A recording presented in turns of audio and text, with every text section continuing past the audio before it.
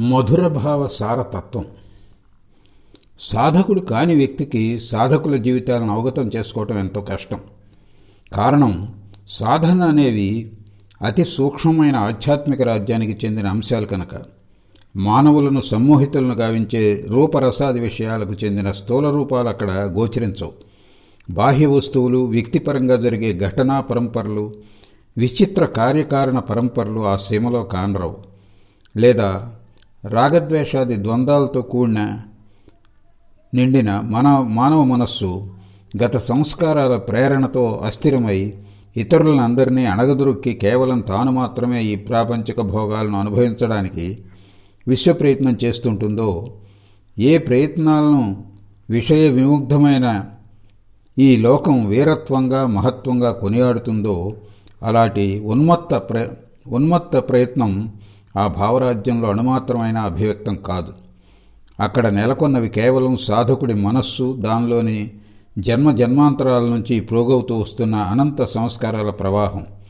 ఆ భావరాజ్యంలో మనకు కనిపించేవి ఈ బాహ్య జగత్తులో ఫలానా వస్తువులతో లేదా ఫలానా వ్యక్తులతో జరిగిన సంఘర్షణ ఫలితంగా మనస్సు ప్రపంచం పట్ల విముఖమై సాధకుడు ఉన్నత ఆశయాలకు, ఉన్నత లక్ష్యాలకు ఆకర్షితుడై తన గమ్యాన్ని చేరడానికై మనస్సును పరిపూర్ణంగా ఏకాగ్రం చేయటానికి చేసే అనంత ఉద్యమం.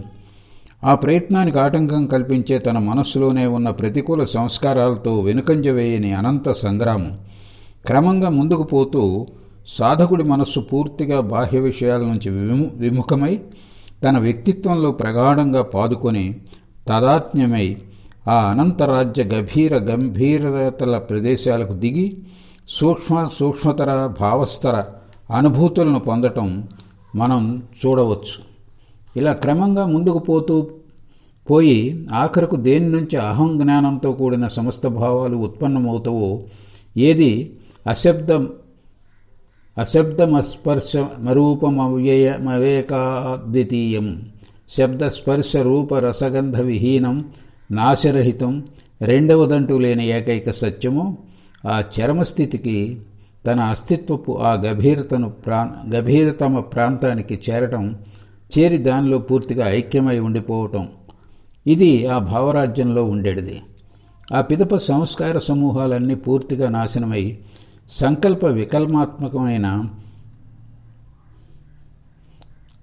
సంకల్ప వికల్పాత్మకమైన మనోధర్మం చిరతరంగా నాశనమయ్యే వరకు మనస్సు ఏ మార్గాన్ని అనుగమించి పైన పేర్కొన్న అద్వైత స్థితికి చేరిందో మళ్ళీ ఆ మార్గాన్నే అనుసరించి ఆ సమాధి స్థితి నుంచి ఈ బాహ్య ప్రపంచానికి దిగి వస్తుంది.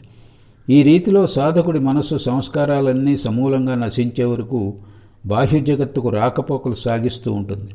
పైన వర్ణించిన ఆ భావరాజ్యంలో మనకు అగపడేవి ఈ విషయాలు.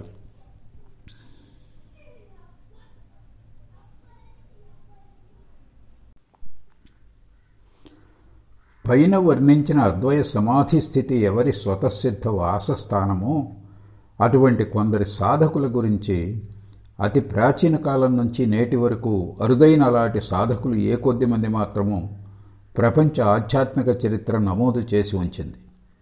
మానవాళి శ్రేయస్కై వీరు కొంతకాలం బాహ్య జగత్తులో ఏదో విధంగా తమను నిర్బంధించుకొని నివసించడం జరుగుతుంది. శ్రీరామకృష్ణుల సాధన చరిత్రను మనం ఎంతగా అధ్యయనం చేస్తామో అంతగా వారి మనస్సు పైకోవకు చెందిందని మనకు అవగతమవుతుంది. వారి జీవిత చరిత్రను చదువుతున్న పాఠకుల మనస్సులను ఆ విశ్వాసం ఆకట్టుకోని పక్షంలో అందుకు బాధ్యత రచయిత లోపమే అని గ్రహించాలి.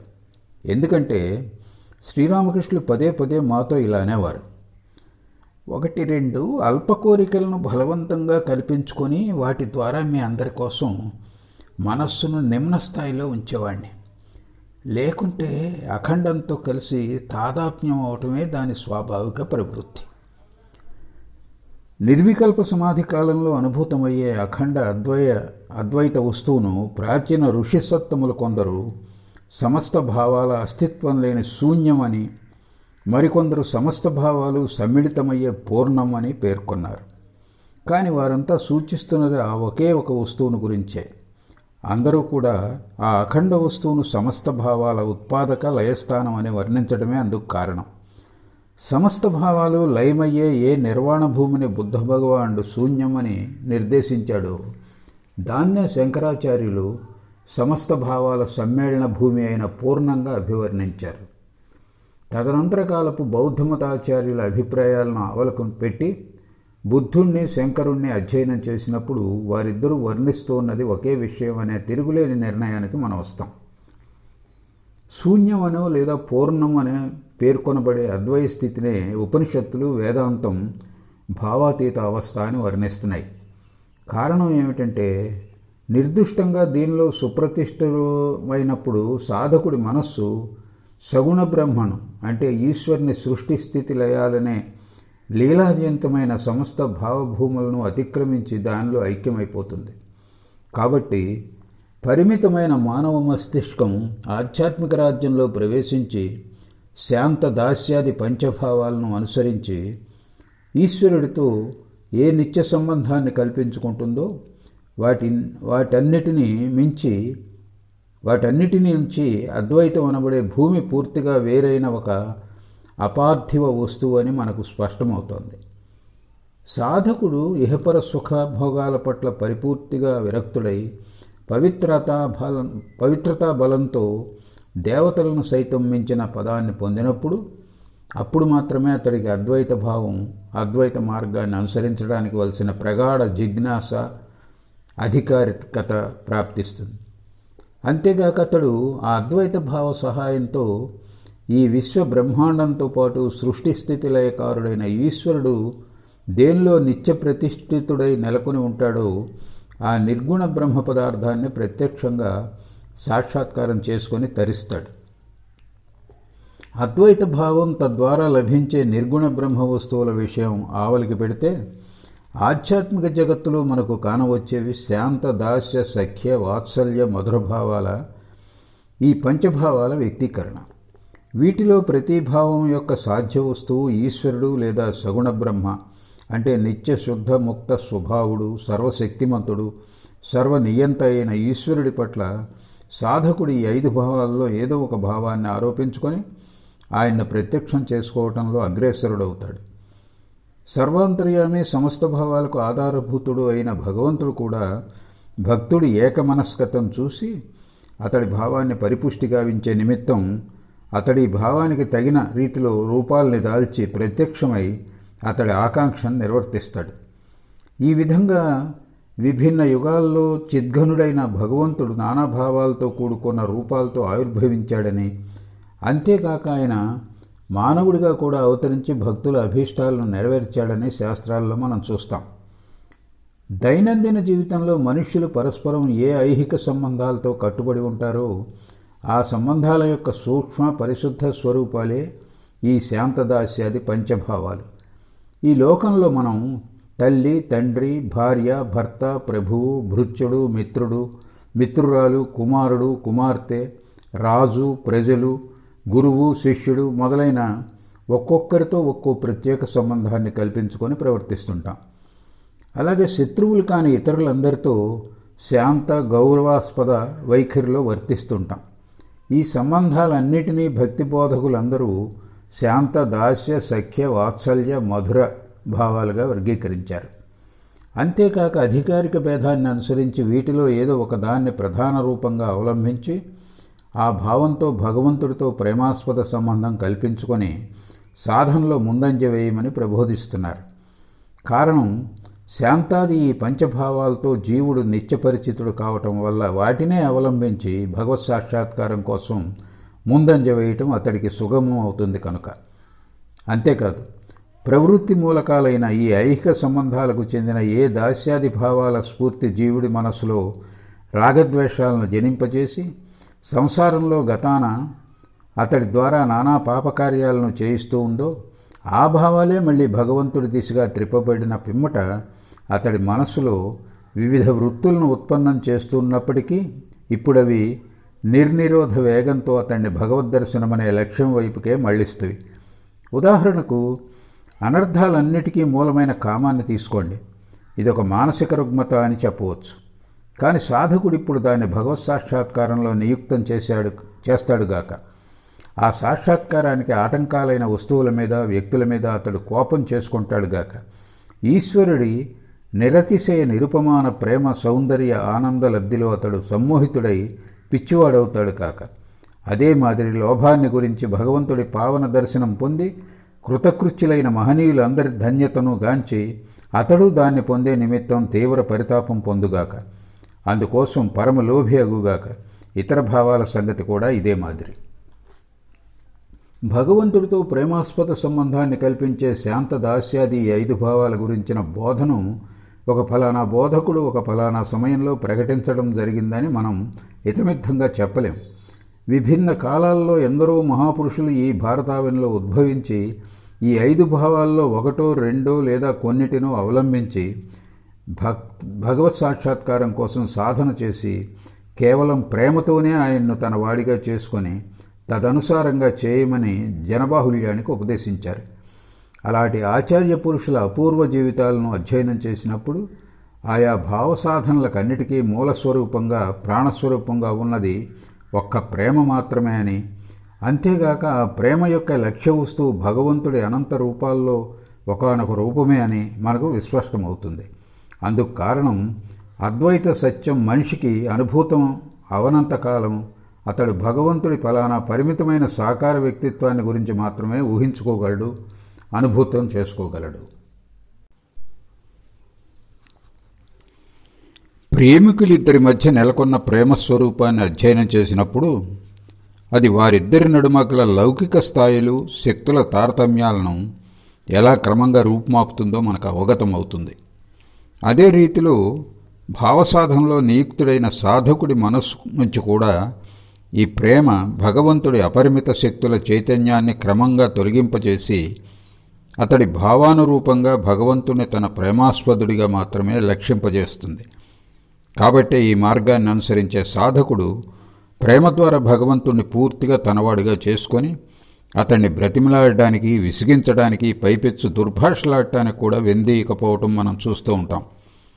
సాధకుడిచే భగవంతుడి అనంత శక్తులను మరపింపచేసి కేవలం ఆయన ప్రేమ, మాధుర్యాలను అనుభూతం చేయడంలో పైన పేర్కొన్న పంచభావాల్లో ఏది ఎంతదాకా సమర్థనీయమో ఆ భావం ఆ మార్గంలో అంతవరకు ఉన్నత భావంగా పరిగణించబడుతుంది. కేవలం ఈ దృక్కోణంలోనే ఆ పంచభావాల మధ్య ఉండే తారతమ్యాలను భక్తి బోధకులు పరిశీలించి మధురభావానికి అగ్రతాంబూలం ఇచ్చారు. కాకపోతే ఆ ప్రతిభావము కూడా సాధకుడికి భగవత్ సాక్షాత్కారం కలిగించగలదనే అంశాన్ని ఆ ఆచార్యులందరూ ఏకగ్రీవంగా ఆమోదించారు. పంచభావాలలో ప్రతి ఒక్కటి కూడా పరాకాష్ఠం చేరుకున్నప్పుడు సాధకుడు మైమరిచిపోయి తన ప్రాణప్రియుడి ఆనందంలోనే తాను ఆనందపడుతున్నట్లు భావిస్తాడు. అంతేకాక విరహ సమయంలో భగవత్ చింతనతో తరచూ తన ఉనికినే విస్మరిస్తాడు. ఆధ్యాత్మిక చరిత్రను అధ్యయనం చేసినప్పుడు పై విషయాలు మనకు తెలియవస్తాయి. బృందావన గోపికలు ఆ విధంగా తమ స్వకీయ ఉనికినే మరిచిపోవడమే గాక వాస్తవానికి కొన్ని సందర్భాల్లో తమ ప్రాణప్రియుడైన శ్రీకృష్ణుడితో తాదాత్మ్యం చెందేవారని శ్రీమద్భాగవతం మొదలైన భక్తి గ్రంథాలను చదివినప్పుడు మనకు తెలియవస్తుంది. మానవ కళ్యాణం కోసం శిలువ వేయబడుతున్నప్పుడు యేసుక్రీస్తు భరించరాని ఏ మహాబాధను అనుభవించాడో దాని గురించి తదేకంగా ధ్యానిస్తూ కొందరు సాధకులు తాదాత్మ్యం చెందడంతో వారి దేహాలపై శిలువ వేయబడిన గుర్తులు ఏర్పడి వాటి గుండా రక్తం స్రవించిన ప్రసిద్ధ సంఘటనలు క్రైస్తవ భక్తి గ్రంథాల్లో మనకు కానవస్తున్నాయి. Saint Francis of Assisi, Saint Catherine of Siena జీవిత చరిత్రలు చూడండి. కాబట్టి శాంత దాస్యాది పంచభావాల్లో ఏ ఒక్కదానిలోనైనా పరాకాష్ఠం చేరుకున్నప్పుడు సాధకుడు తన ప్రేమాస్పదుడైన భగవంతుడి చింతనలో తన్మయుడై ఆ మహాప్రేమోద్వేగంలో అతడితో కలిసి తాదాత్మ్యం చెంది చివరకు అద్వైతానుభూతిని పొందడం జరుగుతుంది. శ్రీరామకృష్ణుల అపూర్వ ఆధ్యాత్మిక సాధన జీవితం ఈ అంశం మీద అద్భుత కాంతిని ప్రసరింపజేస్తోంది. పంచభావాల్లో ప్రతి భావాన్ని ఆయన అవలంబించి ప్రతి దానిలోనూ తన ప్రేమాస్పదుడి ప్రేమలో విలీనుడై తన స్వీయ ఉనికినే పూర్తిగా మర్చిపోయి అద్వైత భావాన్ని సాక్షాత్కరించుకున్నారు. ఇక్కడ ఒక ప్రశ్న ఎదురవుతుంది. అన్ని భావాలకు అతీతమైన అద్వైత స్థితికి శాంతదాస్యాది భావాల సహాయంతో మానవ మస్తిష్కం ఎలా చేరగలదు? కారణం ఏ భావమైనా ఉదయించి నెలకొని పెంపొందాలంటే ఇద్దరు వ్యక్తులు ఉండాలి కదా. నిజమే. ఏదైనా ఒక భావం ఎంతగా పురోభివృద్ధిగా ఉంచుతుందో అది తన ప్రభావాన్ని అంతగా విస్తృతం చేసి సాధకుడి మనస్సు నుంచి తద్విరుద్ధంగా ఉండే భావాలన్నిటినీ క్రమంగా తొలగించి వేస్తుంది. మళ్ళీ ఆ భావం పరిపూర్ణంగా వృద్ధిగాంచినప్పుడు ఏకాగ్రమైన సాధకుడి మనస్సు ధ్యాన సమయంలో అంతకు మునుపు దానిలో కనపడుతున్న నువ్వు అంటే సేవ్య, నేను సేవక, ఈ రెంటి నడుమ నెలకొన్న దాస్యాది సంబంధాన్ని ఒక్కొక్కప్పుడు విస్మరించి కేవలం నువ్వు అని సూచించే సేవ్య వస్తువుతో ప్రేమ ద్వారా తాదాప్యం చెంది సుస్థిరంగా నెలకొంటుంది. మనస్సుకు ఏకకాలంలో నువ్వు నేను ఈ రెంటి నడుమనున్న ప్రేమ సంబంధం ఎన్నటికీ ఎరుక ఉండదని భారతీయ మహాచార్యులు అభిప్రాయపడుతున్నారు.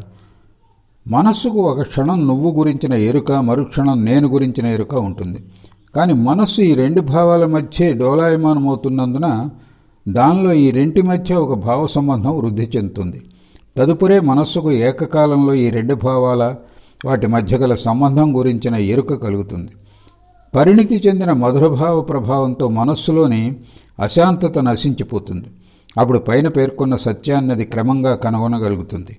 ధ్యానం ఎంత గంభీరమవుతుందో మనస్సు అంత వృత్తిహీనమవుతుంది. నిజానికి ఉన్నది ఒకే ఒక్క అద్వయ పదార్థమని, ఆ అద్వయ పదార్థాన్నే రెండు దృక్కోణాల నుంచి పరికిస్తూ నువ్వు నేను అనే రెండు విభిన్న పదార్థాలుగా కల్పించుకుంటూ వస్తున్నానని వృత్తిహీనం అయ్యే కొద్దీ మనస్సుకు విస్పష్టమవుతుంది. శాంత దాస్యాది భావాల్లో ప్రతి భావం పరాకాష్ఠకు చేరినప్పుడు పైన చెప్పబడినట్లు మనస్సుకు అద్వైతానుభూతిని కలిగించడానికి ఎందరి సాధకుల ఎంతటి మానవాతీత ప్రయత్నాలు ఆవశ్యకమైనవో అనే విషయాన్ని యోచించినప్పుడు ఆశ్చర్యపోక తప్పదు. ఒక్కో యుగంలో శాంతదాస్యాది భావాల్లో ఒక్కో భావం ప్రధానమైన సాధనా మార్గంగా అవలంబనీయంగా ఉండటం, ఆ యుగానికి చెందిన విఖ్యాత సాధకులెందరో ఆ మార్గాన్ని అనుసరించి భగవత్ సాక్షాత్కారాన్ని పొందడము, అంతేగాక వారిలో ఏ ఒకరిద్దరో అఖండ అద్వయ పరబ్రహ్మ సాక్షాత్కారాన్ని సైతం పొందడము జరిగింది. శాస్త్ర రూపేణా లభ్యమవుతున్న ఆధ్యాత్మిక చరిత్రను అధ్యయనం చేసినప్పుడు ఈ సంగతులు మనకు స్పష్టమవుతాయి. వైదిక యుగంలోనూ బౌద్ధ యుగంలోనూ శాంతభావం ప్రాధాన్యాన్ని సంతరించుకుంది. అద్వయానుభూతిలో పరాకాష్ఠను చేరుకుంది. ఉపనిషద్యుగంలో దాస్యభావం, అపత్యభావం. అపత్యభావం అంటే భగవంతుని తల్లిగానో లేక తండ్రిగానో భావించడం. ఇక్కడ తండ్రిగా భావించడం అనగా తండ్రిగా భావించడంగా అర్థం చేసుకోవాలి. ప్రముఖంగా ఉండటం జరిగింది. రామాయణ మహాభారత యుగాల్లో శాంతభావం నిష్కామకర్మతో మిశ్రితమైన దాస్యభావం, తాంత్రిక యుగంలో భగవంతుని తల్లిగా ఎంచే మాతృభావం, పాక్షిక మధురభావం, వైష్ణవ యుగంలో సఖ్యభావ, వాత్సల్యభావ, మధురభావ సంపూర్ణ ప్రకటన, ఇలా వేర్వేరు యుగాల్లో కొన్ని భావాలు ప్రధాన సాధనా మార్గాలు కావటం మనకు తెలియవస్తోంది.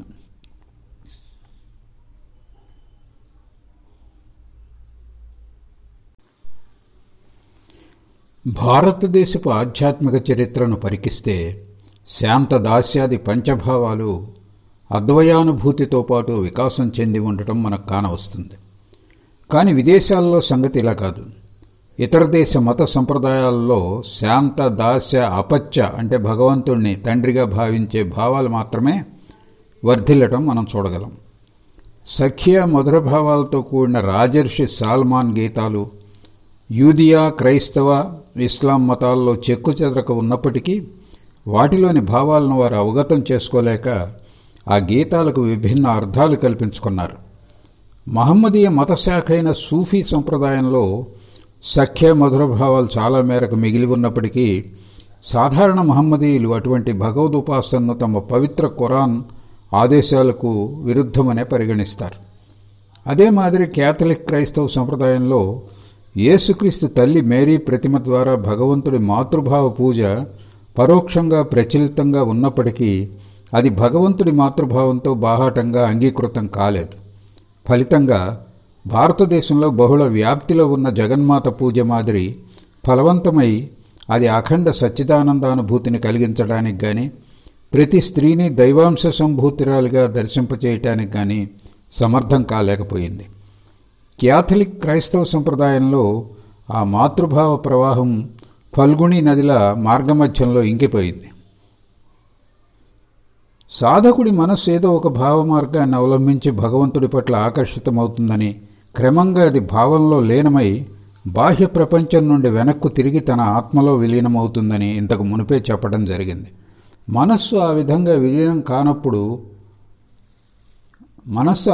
విలీనం కానున్నప్పుడు దానిలోని పూర్వ సంస్కారాలన్నీ తలెత్తి ఆ మార్గానికి అవరోధం కల్పించి మనస్సును పైకి త్రోసి మళ్లీ దాన్ని బహిర్ముఖం గావించడానికి సకల ప్రయత్నాలు చేస్తాయి. కాబట్టే ప్రబలమైన పూర్వ సంస్కార భారాన్ని వహిస్తున్న అతి సామాన్యుల మానసం యావజ్జీవితం విశ్వప్రయత్నం చేసి ఒక్క భావంలోనైనా లీనం కాకపోవడం జరుగుతుంది. అలా జరిగినప్పుడు సాధకుడు మొదట నిరుత్సాహపడతాడు, పిమ్మట సాధనానుష్ఠానాన్నే విడనాడుతాడు, తుదకు తన లక్ష్యం పట్ల విశ్వాసాన్ని కోల్పోతాడు. తదనంతరం బాహ్య ప్రపంచంలోని రూపరసాది భోగాలనే ప్రశస్తంగా ఎంచి వాటి కోసం అరులు చాస్తాడు. కనుకనే భోగ విషయాల పట్ల పూర్తి విరక్తి, ప్రేమాస్పదుడి అంటే భగవంతుడి ధ్యానంలో విలీనం, ఆ భావసాధనలో జనించే పరవశత్వం, వీటినే తన లక్ష్యం వైపుగా సాధకుడు ఎంత పురోగమించాడో తెలియజేసే కొలబద్దగా భక్తిరంగంలో పరిగణిస్తారు. ఏదో ఒక్క భావాన్ని అనుగమించి దానిలో తల్లీనం కావడానికి యత్నించి లోపల నిబిడంగా ఉన్న పూర్వజన్మ సంస్కారాల ప్రబల ఆటంకాలను ఏ వ్యక్తి అనుభవించలేదో అలాంటి వ్యక్తి అంటే సాధన చేయని వ్యక్తి సదరు సాధకుడి మనసులో జరిగే తీవ్ర పోరాటాన్ని గురించి కించిత్తు కూడా అవగతం చేసుకోలేడు. మానవ జీవితంలో భావ తన్మయత్వాన్ని పొందడానికి ఎన్ని కష్టాల యాతనలకు లోను కావాలో అనుభవపూర్వకంగా ఎరిగిన ఒక్క సాధకుడు మాత్రమే శ్రీరామకృష్ణులు అతి త్వరలో ఒకదాని పిమ్మట ఒకటిగా సకల భావాల్లో తన్మయత్వ సిద్ధి పొందడం చూసి విస్మయుడై ఇలా జరగటం మానవాతీత శక్తికి మాత్రమే సాధ్యమనే నిశ్చయానికి వస్తాడు. సాధారణ మనస్కులు ఆధ్యాత్మిక భూమికి చెందిన సూక్ష్మతత్వాలను అవగాహన చేసుకోలేకపోవటమే అవతార పురుషులుగా పేర్కొనబడే సాధక వీరుల సాధన చరిత్రలు యథోచితంగా నమోదు చేయబడకుండటానికి కారణం ఏమో. ఎందుకంటే వారి సాధన చరిత్రలను చక్కగా అధ్యయనం చేసినప్పుడు సాధన మార్గంలో ప్రవేశించడానికి మునుపు వారికి ఉండిన త్యాగ వైరాగ్యాలు, సాధనలో సిద్ధిని పొందిన పిమ్మట సంసార మోహితులైన మానవాళి శ్రేయస్సుకై వారి ద్వారా ఏ అద్భుత శక్తి ప్రకటితమైందో ఆ సంగతులు మాత్రమే విపులంగా చర్చించబడటం మనకు కానవస్తుంది. మనస్సులోని గత సంస్కార రాశులను దగ్ధం చేసి కూకటి వేళ్లతో సహా వాటిని పెకిలించి వేసి తమ మీద నిరంకుశాధికారత్వాన్ని పొందడానికై సాధన కాలంలో ఆ యుగపురుషులు ఏ అపూర్వ అంతఃపోరాటంలో నిమగ్నులై ఉండటం జరిగిందో ఆ వివరాలు చూచాయిగా మాత్రమే గ్రంథాల్లో ఉటంకింపబడినాయి. లేదా ఆ పోరాటాన్ని గురించిన వివరణ రూపకాలంకారం ద్వారా, ఉపమానం ద్వారా, అతిశయోక్తుల ద్వారా ఎలా వివరించబడిందంటే ఆ వివరాల్లో దాగున్న అణుమాత్రపు నిజాన్ని వెతికి కనుగొనటం కూడా దాదాపు అసాధ్యమనే చెప్పాలి. క్రింద ఇచ్చిన ఉదాహరణల నుండి పాఠకులు మేము చెప్పదలుచుకున్న భావాన్ని అవగాహన చేసుకోగలరు. లోక కళ్యాణార్థం ఆవశ్యకమైన విశేష శక్తుల సముపార్జనకై భగవాన్ శ్రీకృష్ణుడు అనేకసార్లు తపస్సు చేయటం జరిగింది. విశేష శక్తుల సముపార్జనలో అతడు నీటినో లేక గాలిని మాత్రమే ఆహారంగా స్వీకరించి కొంతకాలం ఒంటికాలి మీద నిలబడి తపమాచరించాడని మాత్రమే తెలియవస్తోంది. కానీ ప్రాపంచిక సంస్కారాల నుంచి ముక్తుడు కావడం కోసం అతడు వనరించిన అంతఃసమర వివరాలు తెలియరావడం లేదు. బుద్ధదేవుని గురించి కూడా తీవ్ర వైరాగ్య సంపన్నుడై అతడు లోకాన్ని పరిత్యజించి వెళ్ళిపోవటం, నిర్వాణానుభూతిని పొందిన పిమ్మట అతడు ధర్మచక్ర ప్రవర్తనం గావించడం, ఈ సంగతులు మాత్రమే విశదంగా తెలియవస్తున్నాయి. కానీ అతడి సాధన చరిత్ర అంత ఇతమిత్తంగా తెలియరావటం లేదు. అయినప్పటికీ ఇతర అవతార పురుషుల సాధనలు బొత్తిగా తెలియరాని స్థితిలో ఉన్నప్పుడు బుద్ధదేవుడి సాధన గురించి ఏవో కొన్ని వివరాలైనా మనకు తెలియవస్తున్నవి. ఉదాహరణకు సాధనలో సిద్ధి పొందడం కోసం స్థిర సంకల్పుడై అన్నపానీయాలను విసర్జించి 6 ఏళ్ల కాలం పాటు ఆసనం నుండి కదలక ధ్యానమగ్నుడై ఉండిపోవడం జరిగిందని, అంతఃపవనాన్ని నిరోధించి ఆశ్వానక అనే ఒక విశేష ధ్యానాన్ని అభ్యసించి సమాధిమగ్నుడై ఉండిపోయాడని మనకు తెలియవస్తోంది. కానీ చిత్త సంస్కార సమూహాలను దగ్ధం చేయటానికే అతడు వర్ణించిన మానసిక సమరాన్ని గురించి వర్ణిస్తున్నప్పుడు గ్రంథకారుడు దాన్నొక ఐహిక ఘటన మాదిరి మారునితో యుద్ధం చేసినట్లు చిత్రించాడు. యేసుక్రీస్తు సాధనలను గురించి ఒక్క ముక్క కూడా నమోదైనట్లు కానరావడం లేదు. 12 ఏళ్ల వరకు అతడి బాల్య జీవితంలోని కొన్ని సంఘటనలు, తదనంతరం ఆయన తన 30వ ఏట జాన్ అనబడే సాధువు ద్వారా జ్ఞానస్నానం అంటే మన మంత్రదీక్ష లాంటిది చేయించుకోవటం, పిమ్మట ఒంటరిగా ఎడారిలో ప్రవేశించి 40 రోజులు తీవ్ర తపఃప్రార్థనలతో గడపటం, అక్కడ సైతాన్ ప్రలోభాలకు లోను కాక విజయోపేతుడై తిరిగి రావటం, ఆ తర్వాత లోకహితార్థం ధర్మ మార్గాన్ని ప్రచారం చేయటం వంటి కొన్ని వివరాలు మాత్రమే అతడి జీవిత చరిత్రకారుడు వర్ణించాడు. యేసుక్రీస్తు అలా జీవించింది 3 సంవత్సరాల వరకే. కాబట్టి 12వ ఏట నుండి 30వ ఏట వరకు అంటే 18 సంవత్సరాల కాలం అతడు ఎలా గడిపాడో మనకు తెలియరావటం లేదు. శంకరాచార్యుల జీవితంలోని అనేక సంఘటనల వివరాలు లభిస్తున్నాయి. కానీ ఆయన వర్ణించిన సాధనలను గురించి, అప్పటి ఆయన మానసిక అవస్థలను గురించి ఈ సంఘటనల ద్వారా ఊహించడం తప్ప గత్యంతరం కనపడటం లేదు. శ్రీ చైతన్య మహాప్రభు సాధన చరిత్రాంశాలు చాలా వరకు నమోదు కాబడి ఉన్నాయి. కానీ లవలేశమైన కామగంధం లేని ఆయన మహోన్నత భగవత్ప్రేమ, రాధాకృష్ణుల ప్రణయ విరహ కథల ద్వారా రూపకాలంకారంలో వర్ణింపబడటం వలన సామాన్యులు అనేక సందర్భాల్లో దాన్ని యథాతథంగా అర్థం చేసుకోలేకపోతున్నారు. అయినా సఖ్యభావం, వాత్సల్యభావం, ప్రత్యేకించి మధురభావం, ఈ భావాలను అనుసరించి చేస్తున్న సాధన గురించి, సాధన ప్రారంభ దశ నుండి పరిపూర్ణ దశకు చేరే వరకు సాధకుడి మనస్సులో ఏ మార్పులు, స్థితులు ఏర్పడతావో వాటిని గురించి సాధకాగ్రగణ్యుడైన శ్రీ చైతన్య మహాప్రభు, ఆయన ప్రధాన శిష్యులు, అనుయాయులు చక్కగా విపులీకరించడం జరిగింది. ఈ విపులీకరణ ఎక్కువగా రూపకాలంకారంలోనే ఉంది. కానీ పైన పేర్కొన్న సఖ్య, వాత్సల్య, మధురభావాల్లో ప్రతి ఒక్క భావసాధన కూడా పరాకాష్ఠకు చేరుకున్నప్పుడు ఆ స్థితిలో సాధకుడి మనస్సు తన ప్రేమాస్పదుడితో అంటే భగవంతుడితో తాదాత్మ్యం చెంది అద్వయ వస్తువులో పరబ్రహ్మతత్వంలో విలీనమైపోతుందనే చరమసత్యాన్ని వారు వ్యక్తపరచలేదు. లేదా ఆ చరమస్థితిని గురించి ఏకాస్తో ఇంగితం చేసినా అది హీనావస్థ అని, కనుక సాధకుడు దాని గురించి అప్రమత్తంగా మెలగాలని ఉపదేశించారు. హిందువులు కామాన్ని కామదేవుడిగా, క్రైస్తవులు సైతానుగా మార్చినట్లు బౌద్ధులు కామాన్ని మారుడుగా మార్చారు. శ్రీరామకృష్ణుల అనుపమాన జీవితం, అసాధారణమైన వారి సాధనలు ఈ ఆధునిక యుగంలో సాధనలన్నిటి చరమతత్వాన్ని గురించి అతి విపులంగా మనకు శిక్షణ గరుపుతున్నాయి. లోకంలోని ప్రతి మతము, ప్రతి సాధనా మార్గము, సంప్రదాయము చివరికి ఈ అద్వైత స్థితికే, ఈ ఏకైక లక్ష్యానికే కొనిపోతున్నవనే సంగతిని విస్పష్టంగా, సందేహానికి తావు లేకుండా అవగాహన చేసుకోవడానికి తోడ్పడుతున్నాయి. ఆయన జీవితం నుంచి నేర్వదగిన ఇతర అంశాలను అవలపెట్టినా సర్వమత సమన్వయాన్ని స్థాపించగలిగిన ఆయన సువిశాల ఆధ్యాత్మిక దృష్టికి యావత్ ప్రపంచము రుణపడి ఉన్నదన్న సంగతి నిస్సందేహం. శ్రీ చైతన్య మహాప్రభు తదితర వైష్ణవాచార్యుల ఆధ్యాత్మిక జగత్తుకు ఒసగిన మహోన్నత వరప్రసాదం మధురభావం అనే సంగతి మొదట్లోనే చెప్పుకున్నాం. వారు ఈ మార్గాన్ని చూపించుకుంటే భగవల్లాభం నిమిత్తం అది ఎందరో సాధకులకు అవలంబనీయమై వారికి శాంతి, విమలానందప్రదాయకం కాలేకపోయేది. శ్రీకృష్ణుడి బృందావన లీల నిరర్ధకంగా జరిపింపబడలేదనే సంగతిని వారు మొదట అర్థం చేసుకొని ఇతరులు కూడా ఆ నిజాన్ని గ్రహించడంలో ఎంతో కృషి చేశారు. శ్రీ చైతన్య మహాప్రభువులు జన్మించని పక్షంలో బృందావనం నేడు ఊరు పేరు లేని ఒక అరణ్యంగా మిగిలి ఉండేది. పాశ్చాత్యాన్ని అనుకరిస్తూ కేవలం బాహ్య సంఘటనలను మాత్రమే నమోదు చేయటానికి ప్రయత్నిస్తున్న ఆధ్యాత్మిక చరిత్రకారులు ఇలా అనవచ్చు: మీరు అంటున్న బృందావన లీల యథార్థంగా జరిగిందనడానికి ఎలాంటి దాఖలాలు కానరావడం లేదు. కనుక మీరు అనుభూతం చెందుతున్న ఆనంద విలాపాలు, ఆ మహాభావం, ఇవన్నీ నిరాధారాల మీద ప్రతిష్ఠితమైనవే.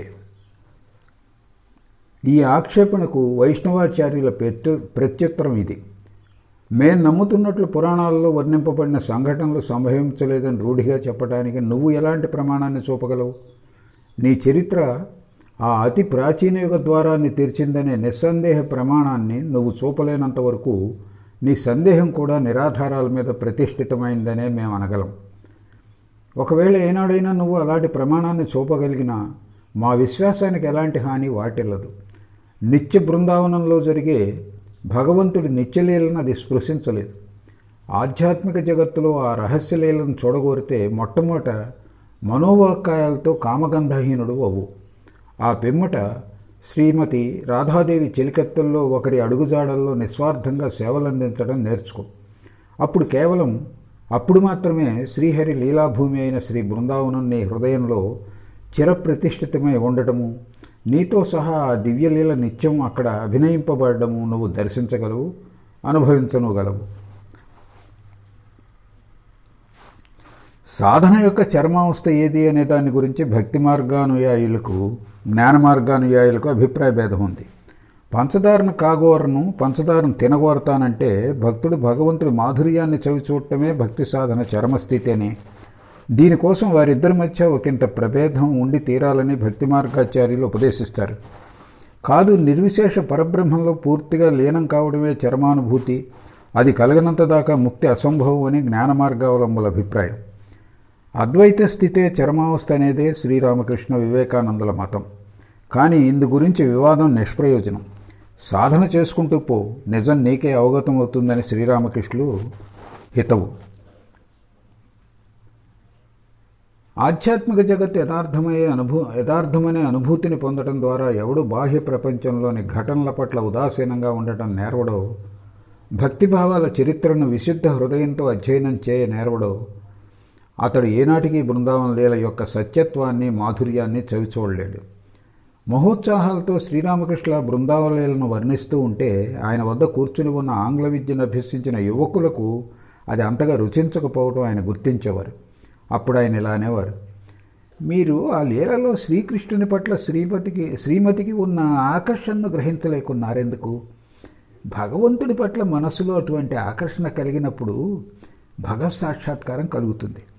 భర్త, పిల్లలు, కుటుంబం, కులం, శీలం, మానం, అవమానం, లజ్జ, ఘృణ, ప్రజాభిప్రాయం పట్ల భీతి, సమాజ భయం సర్వస్వాన్ని విడిచిపెట్టి గోపికలు గోవిందుడి కోసం ఎలా పిచ్చివారైపోయారో చూడండి. ఎవరైనా అలా చేయగలిగితే వారికి భగవత్ సాక్షాత్కారం తథ్యం. తిరిగి కొనసాగిస్తాయని ఇలా అనేవారు: పూర్తిగా కామహీనులు కాకపోతే మహాభావమైన శ్రీరాధాదేవి ప్రేమభావాన్ని ఎవ్వరూ అర్థం చేసుకోలేరు. సచ్చిదానంద స్వరూపుడైన శ్రీకృష్ణుడిని చూడగానే గోపికల మనస్సులు కోటాను కోట్ల రత్యానందం కంటే అధికానందంతో పొంగిపొరలేవి. అలాంటప్పుడు పరమ తుచ్చమైన ఈ దైహిక రతి సుఖాన్ని గురించి వారి మనస్సులు ఎలా యోచిస్తాయి? శ్రీకృష్ణుని దేహం నుండి వెలువడిన దివ్యజ్యోతి వారి శరీరాలను స్పృశించి ప్రతి ఒక్క రోమకోపం ద్వారా రతి సుఖం కంటే అనంతమైన ఆనందాన్ని అనుభవింపచేసేది.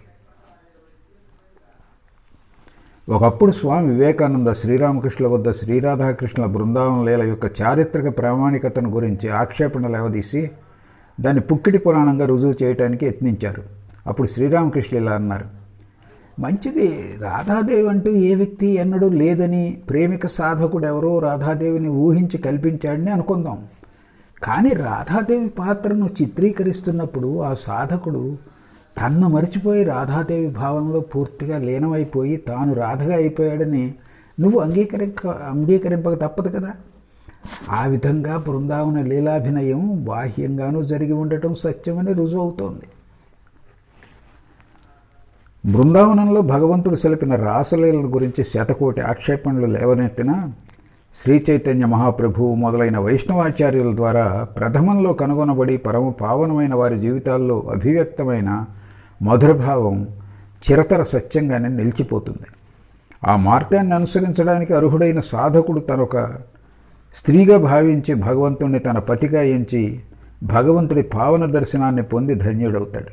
అంతేకాక ఆ భావం పరిపూర్ణ వికాసం చెందినప్పుడు ఆ సాధకుడు శుద్ధాద్వైత బ్రహ్మస్వరూపంలో ప్రతిష్ఠితుడవుతాడు. భగవంతుడి పట్ల ప్రతిభావాన్ని ఆరోపించుకొని సాధనా మార్గంలో ముందంజ వేయటం స్త్రీలకు స్వాభావికము, సుగమము కూడా. కానీ పురుష దేహధారులకు అది అస్వాభావికమనే అనిపిస్తుంది. అలాంటప్పుడు శ్రీకృష్ణ చైతన్యులు ఈ అస్వాభావిక సాధనా మార్గాన్ని లోకంలో ఎందుకు ప్రవేశపెట్టారు అనే ప్రశ్న మనసులో తలెత్తక మాందు. యుగావతార పురుషులు వనరించే కార్యాలన్నీ లోకశ్రేయస్సుగా అని మనం జవాబు చెప్పుకోవాల్సి ఉంటుంది. శ్రీ చైతన్యులు ప్రవేశపెట్టిన ఆ మధురభావ సాధన మార్గం కూడా ఈ ప్రయోజనార్థమే. ఆ కాలం నాటి సాధకులు ఏ ఆధ్యాత్మిక ఆదర్శాన్ని సాధింప సుదీర్ఘకాలం ఉత్కంఠతో కృషి సల్పారో ఆ విషయాన్ని గుర్తించే చైతన్యులు సాధకులను మధురభావ సాధనా పథంలో పురోగమింపజేశారు. నిత్యముక్తులు అవతార పురుషులు అయి శ్రీ గౌరాంగ మహాప్రభువులు కేవలం తన పురోగతి నిమిత్తం ఏ సాధన మార్గాన్ని అవలంబించారో దానినే లోకం యావత్తుకు ఆదర్శప్రాయమైందని నెలకొల్పారనడం సబబు కాదు. శ్రీ చైతన్యులే శ్రీకృష్ణ చైతన్యులు, శ్రీకృష్ణ చైతన్య భారతి, గౌరాంగ ప్రభువు, నిమాయ్ అని కూడా పేర్కొనబడుతూ ఉంటారు.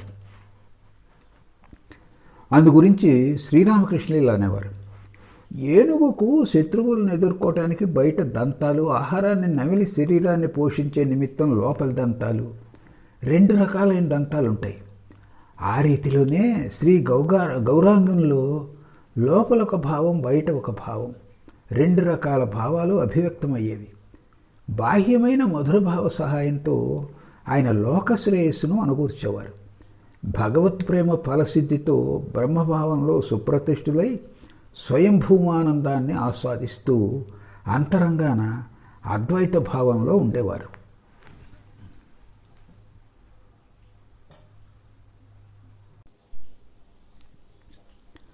బౌద్ధయుగ అవసాన కాలంలో దేశంలో వజ్రయానం అనే మార్గాన్ని బోధించే ప్రచారకులు బయలుదేరారని చరిత్రకారులు పేర్కొంటున్నారు. ఇదొక హేయమైన తాంత్రిక సాధన మార్గం. వారిలా ప్రచారం చేయసాగారు: నిర్వాణాన్ని పొందాలని ప్రయత్నిస్తున్న మనస్సు వాసనాజాలం నుండి దాదాపుగా తప్పించుకొని ధ్యానం సహాయంతో మహాశూన్యంలో విలీనమవబోతున్న సమయంలో నిరాత్మ అనే దేవి వారి ముందు ప్రత్యక్షమై శూన్యంలో వారి విలీనం కాకుండా ఆపి తన దేహంలో వారిని ఐక్యం చేసి ఉంచుతుంది.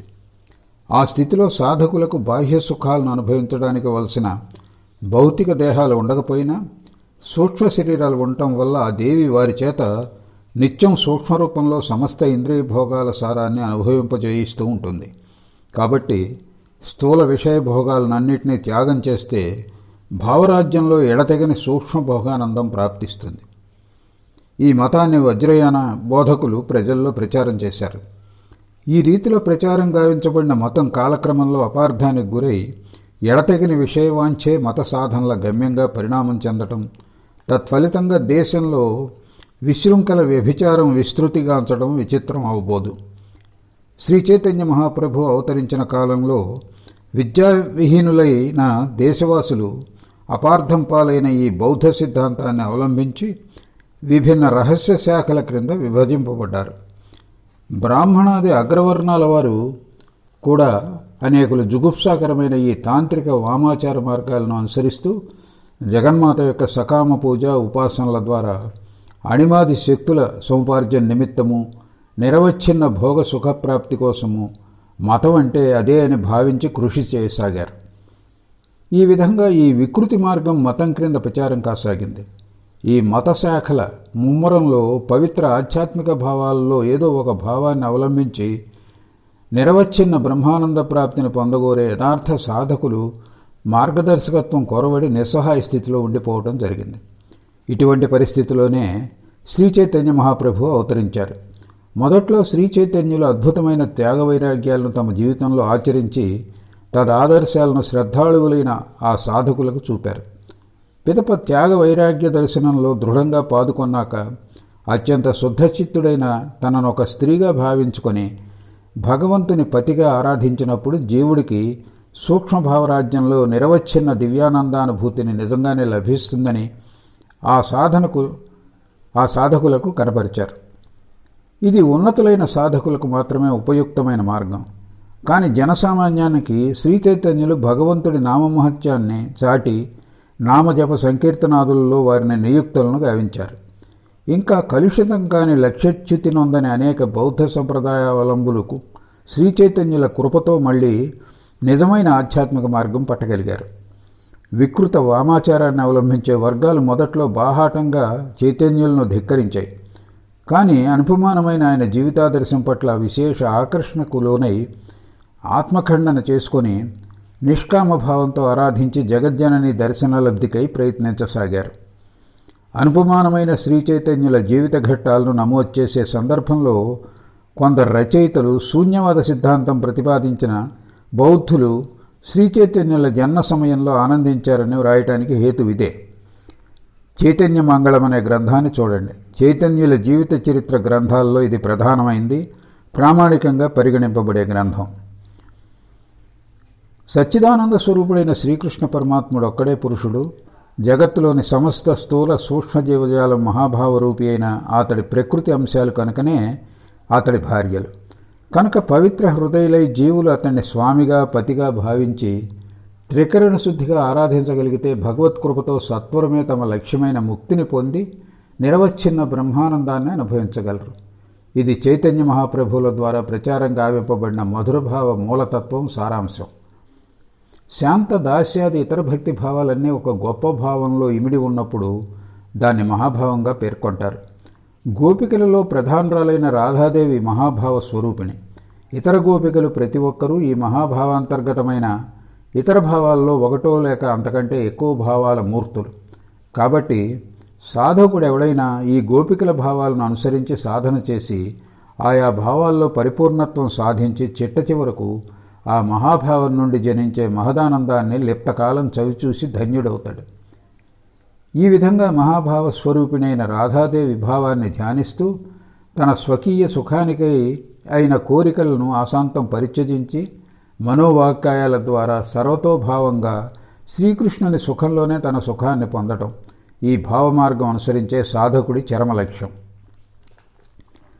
కృష్ణస్య సుఖే పీడాశంకయా నిమిషస్యాపి అసహిష్ణుతాదికం యత్ర సరూఢో మహాభావః కోటి బ్రహ్మాండగతం సమస్త సుఖం యస్య సుఖస్య లేశోపి న భవతి సమస్త వృశ్చిక సర్పాదిదంశకృత దుఃఖమపి యస్య దుఃఖస్య లేశో నశవతి ఏవం భూతే కృష్ణ సంయోగ వియోగయోః సుఖదుఃఖే యతో భవతః అధిరూఢః మహాభావః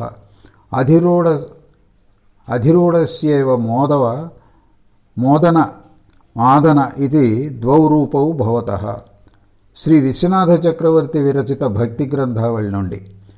పై శ్లోక సారాంశం: భావమార్గాన్ని అనుసరిస్తూ సాధకుడు సర్వదా శ్రీకృష్ణుని సుఖాన్నే కోరుతూ అతడు సుఖంగా ఉన్నప్పుడు కూడా ఆ సుఖంలో ఏదైనా పీడ కలుగుతుందేమోనని భయం చెందుతూ ఆ భయంతో క్షణమైనా స్థిమితంగా ఉండలేని స్థితికి చేరినప్పుడు ఆ స్థితిని మహాభావంలోని రూఢ స్థితి అంటారు. ఇది మహాభావం కంటే ఒక మెట్టు దిగువ స్థితి. పై మెట్టే మహాభావం. ఇక శ్రీకృష్ణుని సంయోగం నుండి ఏ సుఖం లభిస్తుందో కోటి కోటి బ్రహ్మాండాల్లోని సుఖం యావత్తు ఆ సుఖంలో ఒక కోట్యంశానికి కూడా సమం కాదు. అలాగే లోకంలో ఉన్న తేళ్లు పాములు కుట్టినా కాటువేసినా ఆ దుఃఖం కృష్ణ వియోగ దుఃఖంలోని కోట్యంశానికి సమానం అనిపించదు. శ్రీకృష్ణుని సంయోగ వియోగం నుండి అటువంటి సుఖదుఖాలు సాధకుడికి ఏ స్థితిలో అలా అనుభూతాతీతమో దానికి అధిరూఢ స్థితి లేదా మహాభావం అని పేరు. ఈ అధిరూఢ స్థితికి మోదనం మాదనం అనే రెండు లక్షణాలు ఉన్నవి. రాధాదేవి యొక్క చెలికత్తెల్లో కలిగే అపరిమిత ఆనందమే మోదనం.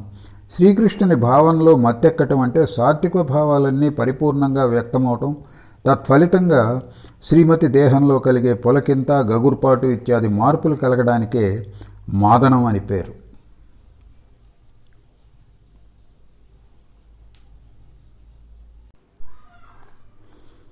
సామాజిక నియమానుసారం వివాహమాడిన ప్రేమిక దంపతుల ప్రేమ యథేచ్ఛంగా వ్యక్తం కాదు. జన్మ, జాతి, కులం, శీలం, సదాచారం, లోకనింద, సమాజ భీతి ప్రభృత బాహ్య పరిస్థితుల చేత చాలా మేరకు ఆ ప్రేమ పరిమితం చేయబడుతుంది. అలాంటి ప్రేమికులు కర్తవ్యాకర్తవ్యాలను దృష్టిలో ఉంచుకొని ఈ నియమాల హద్దుల్లోనే ఉంటూ పరస్పర సుఖం నిమిత్తం యథాసాధ్యంగా త్యాగాన్ని పరిగ్రహిస్తూ ఉంటారు. వివాహితురాలైన స్త్రీ కఠోరమైన కట్టుబాట్లను తగిన రీతిలో పాటించబోయి అనేక సందర్భాల్లో ప్రియుడిపై తనకున్న ప్రేమను విస్మరించడానికి లేక చాలా వరకు తగ్గించుకోవడానికి వెనుకాడదు. కానీ అక్రమ ప్రియుడి విషయంలో ఈ ప్రవర్తన పూర్తి భిన్నం.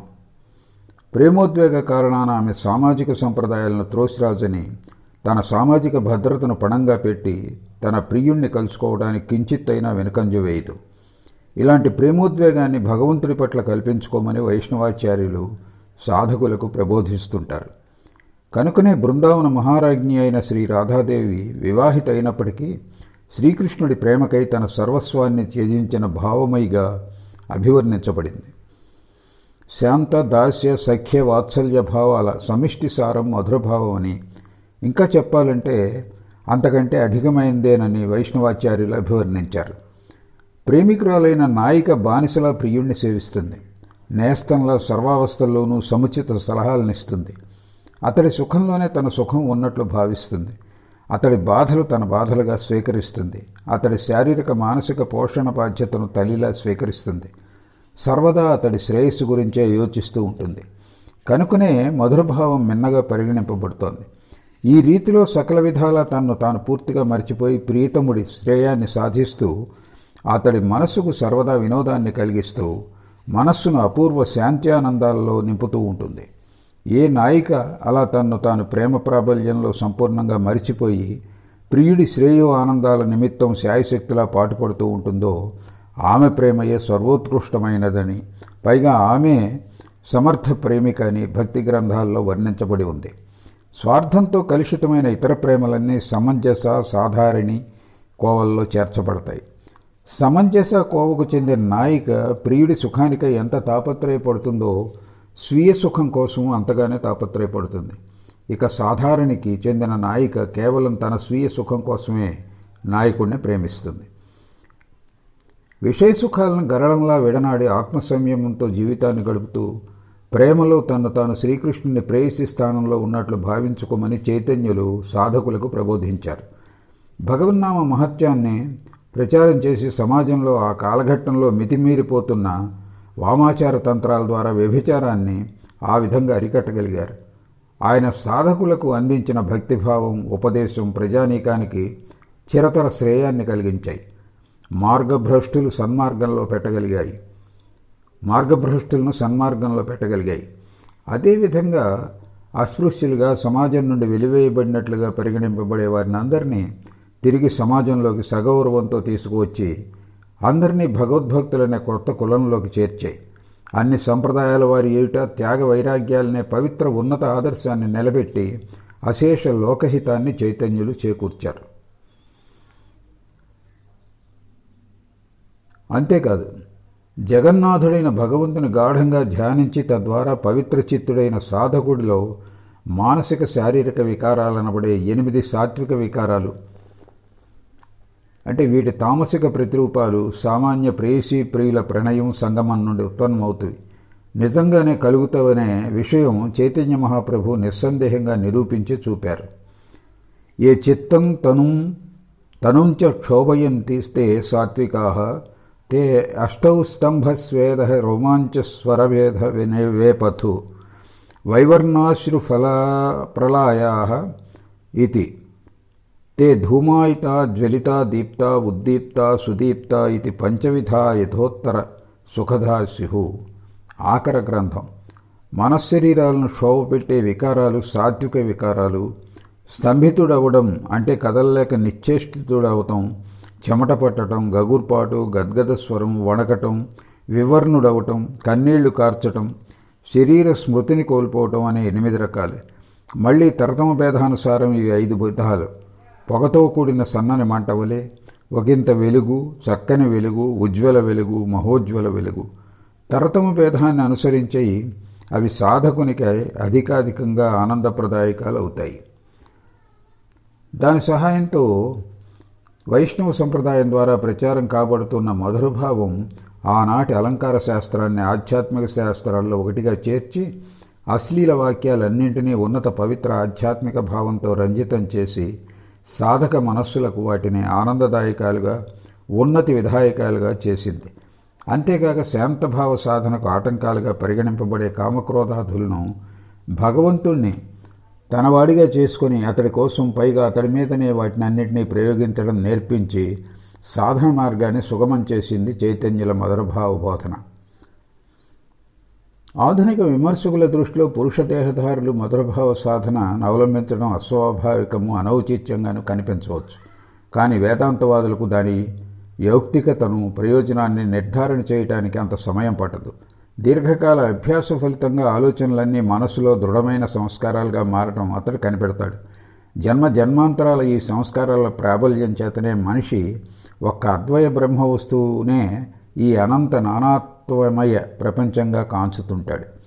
పరమేశ్వరుడి అనుగ్రహంతో ఒకవేళ అతడు ఎప్పుడైనా ప్రపంచం మిథ్య అని తెలుసుకోగలిగితే ఆ క్షణంలోనే అతడి కళ్ళ ఎదుటే అది శూన్యంలో అదృశ్యమైపోతుంది. ప్రపంచం గోచరమవుతుంది. నేను పురుషుడను అని భావించడం వల్లనే నేను పురుషుడినైనాను. అలాగే తాను స్త్రీ అవ్వటం సంభవిస్తోంది. మళ్ళీ మానవ హృదయంలో ఏదైనా ఒక భావం ప్రబలమై నెలకొంటే ఆ భావం తద్వ్యతిరిక్త భావాలన్నింటినీ త్రోసివేసి క్రమంగా వాటిని నాశనం చేయటం మన దైనందిన జీవితంలో అనుభవైక వైద్యమే. కనుక భగవంతుడితో మధురభావ సంబంధాన్ని కలిగించుకొని క్రమంగా అది ప్రాబల్యం వహించడంతో ఇతర భావాలన్నింటినీ ఆవరించి పిదప వాటిని అన్నింటినీ పీకి పారవేయడానికి చేయబడే ఈ సాధనను వేదాంతులు చక్కగా అర్థం చేసుకోగలరు. దాన్ని కాల్లో గుచ్చుకున్న ముళ్ళును మరొక ముళ్ళుతో తీసివేయటం వంటి ప్రయత్నంగా వారు వివేచిస్తారు. మనస్సులోని సంస్కారాలన్నిటికీ ముఖ్యావలంబనం నేను దేహిని లేదా నేను శరీరధారిని అనే జ్ఞానం. మళ్ళీ ఈ దేహంతోనే సంయుక్తమైన నేను పురుషుణ్ణి లేదా స్త్రీని అనే సంస్కారం ఇతర సంస్కారాలన్నింటికంటే అతి ప్రాబల్యం వహిస్తుంది. కాబట్టి భగవంతుడి పట్ల పతిభావాన్ని ఆరోపించుకొని నేను స్త్రీని అని సదా భావిస్తూ సాధక పురుషుడు ఎప్పుడు తన పుంభావాన్ని మరిచిపోవడంలో కృతకృత్యుడవుతాడో అప్పుడు అతడు నేను స్త్రీని అనే భావాన్ని కూడా సులువుగానే అతిక్రమించి భావాతీత స్థితికి చేరగలడని చెప్పటం అనవసరం.